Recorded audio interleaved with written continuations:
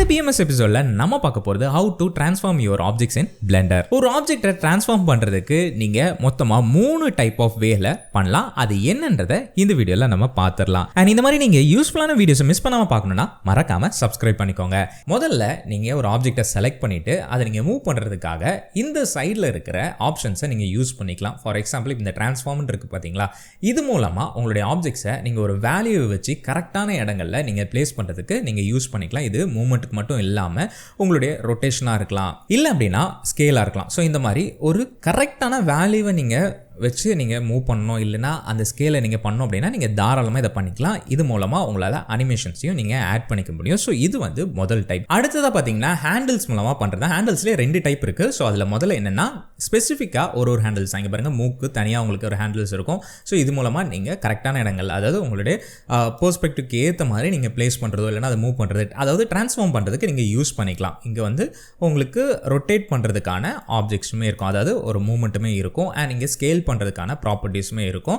And இதில் உங்களுக்கு ஸ்பெசிஃபிக்காக எக்ஸ் அண்ட் ஒய், இதில் எப்படி நீங்கள் எக்ஸ் அண்ட் ஒய்யை கண்டுபிடிக்கிறதுனா உங்களுக்கு இங்கே கொடுத்துருப்பாங்க. ரெட் கலர் வந்து எக்ஸ் அண்ட் க்ரீன் வந்து ஒய் அண்ட் ப்ளூ வந்து ஜி. ஓகேங்களா? ஸோ அந்த பெர்ஸ்பெக்டிவ், அந்த கலர்ஸ் ஐடென்டிஃபை பண்ணி நீங்கள் தாராளமாக உங்களுடைய ஆப்ஜெக்ட்ஸை மூவ் பண்ணி பிளேஸ் பண்ணிக்கலாம். அண்ட் இந்த சைடில் இருக்குது பார்த்தீங்களா, இது எதுக்காகனா ஃப்ரீ ஸ்டைலில் நீங்கள் மூவ் பண்ணுறதுக்காக தான். அது உங்களுக்கு தேவைப்பட்டால் நீங்கள் யூஸ் பண்ணிக்கலாம். பட் நிறைய பேர் அதை வந்து ரெக்கமெண்ட் பண்ண மாட்டாங்க. பிகாஸ் நீங்கள் கரெக்டான பெர்ஸ்பெக்டிவ்ல வைக்கணும்னா இந்த ஆக்சஸ் பாயிண்ட்ஸை நீங்கள் யூஸ் பண்ணிக்கோங்க.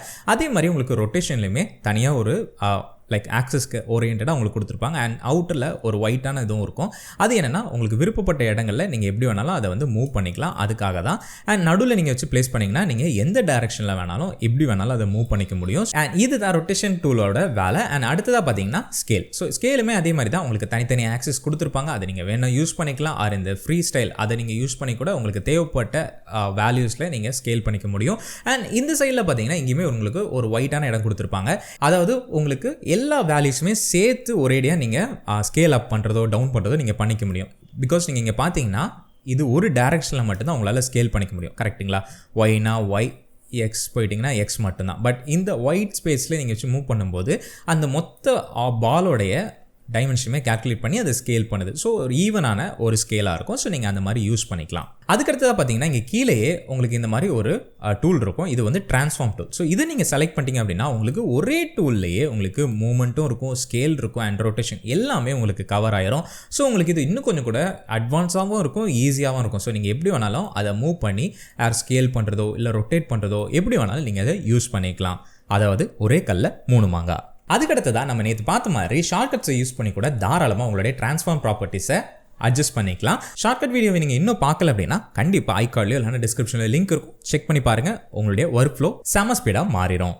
எப்படி ஷார்ட்கட்ஸில் ட்ரான்ஸ்ஃபார்ம் பண்ணுறது அப்படின்னா முதல்ல நம்ம அதுக்கு ஜியை ப்ரெஸ் பண்ணிக்கணும் கிராப் டூலுக்காக. ஸோ ஜியை ப்ரெஸ் பண்ணிவிட்டு நீங்கள் எக்ஸ் கிளிக் பண்ணிங்க அப்படின்னா உங்களுக்கு எக்ஸ் டைரக்ஷனில் வரும், ஒய் கிளிக் பண்ணிங்கன்னா ஒய் டைரக்ஷனில் வரும், ஆர் நீங்கள் ஜி ப்ரெஸ் பண்ணிங்கன்னா ஜி டைரக்ஷனில் வரும். ஸோ இந்த மாதிரி நீங்கள் உங்களுக்கு தேவைப்பட்ட டைரக்ஷனில் நீங்கள் அழகாக அதை பிளேஸ் பண்ணிக்கலாம். இல்லை நீங்கள் ஜி மட்டும் ப்ரெஸ் பண்ணிங்கன்னா அதுக்கு ஏற்ற குறிப்பிட்ட இடங்களில் நம்ம வந்து ஃப்ரீ ஸ்டைலில் நீங்கள் போய் பிளேஸ் பண்ணிக்க முடியும். ஸோ இது வந்து மூவ்மெண்ட்டுக்கான ஒரு ஷார்ட்கட். அடுத்ததாக நீங்கள் ஆர் ப்ரெஸ் பண்ணிட்டீங்க அப்படின்னா உங்களுக்கு ரொட்டேஷன் வந்து எனேபிள் ஆயிரும். ஸோ இதுலேயுமே அப்படி தான் எக்ஸ், ஒய் அண்ட் ஜி.